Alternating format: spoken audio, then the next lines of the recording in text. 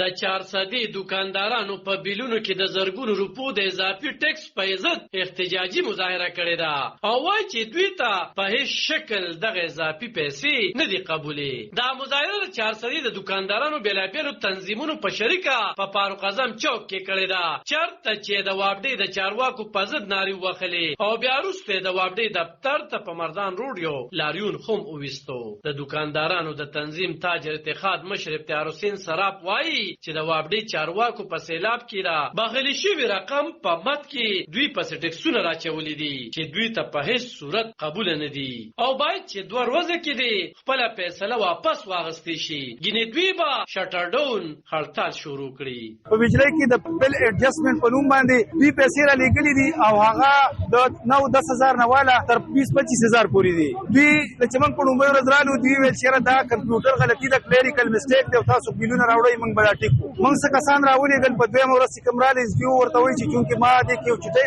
هغه چټۍ زما ملګري ورکړې وه هغه پرې نه پوهېده. دوی هغه چټۍ کې بره ایسي ته لیکلي دي چې تاسو دا بل ایډجسټمنټ په کومه کاته کې را لېږلی دی، د څه څیز دی.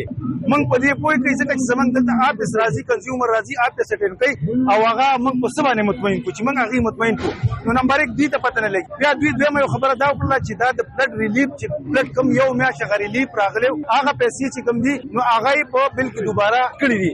نو ما ورته ویل چې دا په کار دا چې دا هغې کې ایریر لیکلی وی، د فلډ ذکر دی سره کړی وی، بل ایډجسټمنټ خو ستا کلیر جرمانه ده، دا ټول دکانداران تا جرمانه کړي دي. نو د فلډ هغه ریلیف ته څه کوي؟ هلته خو زما دکاندار دکان ته راغلی نه دی نو ته ولې د ریلیف ورکړې؟ دکان یې کړی نه دی.